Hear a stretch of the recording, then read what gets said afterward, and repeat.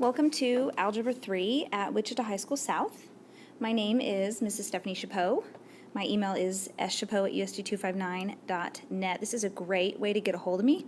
I check it morning, noon, and night.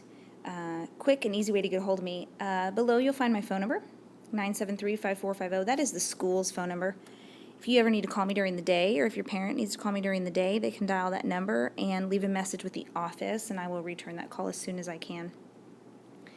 And last, the website that we're going to be using for all your class information is going to be your Synergy student page. And we're going to talk about how to get on that later on today during class. Let's take a minute and talk about the Algebra 3 grade distribution. So 60% of your grade is your tests. Tests are taken at the end of every unit.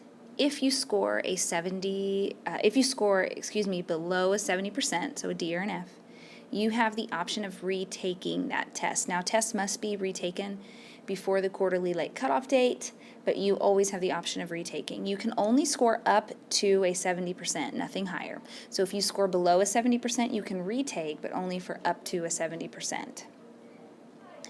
30% of this class is your daily homework. Now you're going to get, there's several components to that daily homework. The most common component to the daily homework is a video, and there's multiple ways to access it, through DVD, through Edmodo, through Synergy.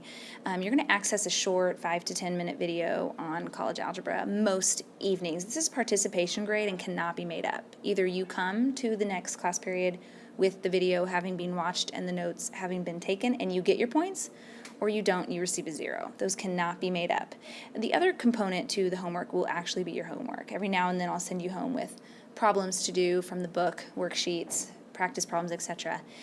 Those can be handed in late following South High's late policy, which is in your written syllabus. I'm going to hand you out in a minute. Also, 10% of your grade is the final. You're given 2 finals, one at the end of both semesters. Those cannot be made up, and this is 10% of your grade. The required material that you're going to need for my college algebra class is either a graphing spiral, so a spiral notebook with graph paper, or a 3-ring notebook with loose leaf graph paper. Either one is fine. We do a lot of graphing in college algebra, so having graph paper is going to be really important. You're going to need your college algebra textbook. I'm going to be checking that out to you guys right away on probably the first week of school. You're going to need a pen or a pencil and a graphing calculator. Now, I have a set of graphing calculators in my classroom. However, there are times where your homework assignment might require a graphing calculator. So that would be beneficial. However, just a normal calculator will be fine too.